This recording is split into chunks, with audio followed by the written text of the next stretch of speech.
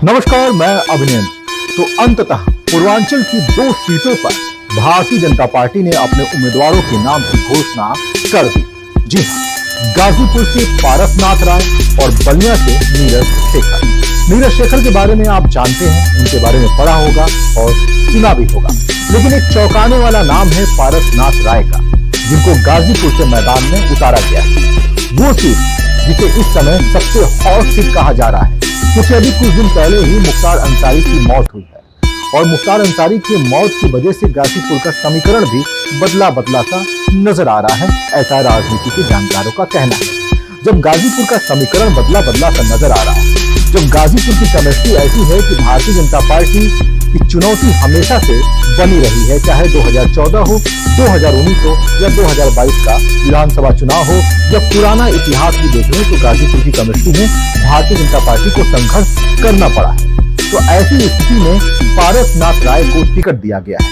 जब पारसनाथ राय को टिकट दिया गया है तो सवाल भी कई खड़े हुए।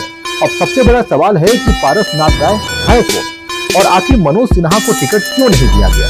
तो मनोज सिन्हा एलजी हैं, उपराज्यपाल हैं जम्मू कश्मीर के। उनके नाम की चर्चा हो रही थी कि मनोज सिन्हा को उतारा जा सकता है, लेकिन अब इस चर्चा पर विराम लग चुका है। मनोज सिन्हा को टिकट नहीं दिया गया और पारसनाथ राय को टिकट दिया गया।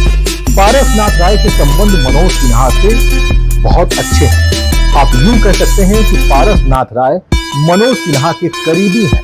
तो ऐसे में राजनीतिक गलियारों में चर्चा ये भी हो रही है कि क्या मनोज सिन्हा के सुझाव पर पारसनाथ राय को टिकट दिया गया है। जी हाँ, पारसनाथ राय गाजीपुर में एक सिखड़ी नाम की जगह है। वहां पर पंडित मदन मोहन मालवीय महाविद्यालय है, उसके प्रबंधक रह चुके हैं, उसके प्रधानाचार्य भी रह चुके हैं और अब उनके बेटे उस विद्यालय का कार्यभार संभाल रहे हैं। पारसनाथ राय आरएसएस और भारतीय जनता पार्टी के एक मजबूत कार्यकर्ता रहे, सक्रिय भी रहे हैं, लेकिन कभी मुख्य रूप से वो मैदान में नजर नहीं आए। कभी राजनीति में इस तरह से उनकी चर्चा हुई नहीं जिस तरह से अब चर्चा शुरू हो गई है। अब राजनीतिक गलियारों में यही चर्चा हो रही है कि ये चेहरा क्या पारसनाथ राय का चेहरा है या पारसनाथ राय के चेहरे के पीछे कोई चेहरा है। कहते हैं ना, हर चेहरे पर एक नकाब है, नकाब के पीछे एक किताब है, उस किताब में लिखी हुई कुछ कहानियां हैं, हर कहानियों में एक सैलाब है, पूरे करने अपने ख्वाब हैं, शायद इसीलिए हर चेहरे पर एक नकाब है। तो पारसनाथ राय के पीछे जो चेहरा है वो चेहरा कौन है और पारसनाथ राय को आगे कर इस मैदान में क्यों उतारा गया। तो ये कहा जाए कि भारतीय जनता पार्टी ने एक सामान्य कार्यकर्ता को मौका दिया है चुनाव लड़ने का, या यूं कह लिया जाए कि जिस तरह से पूरे देश में प्रधानमंत्री नरेंद्र मोदी के चेहरे पर चुनाव लड़ा जा रहा है, वैसे ही गाजीपुर में भी पीएम मोदी के चेहरे पर चुनाव लड़ा जाएगा।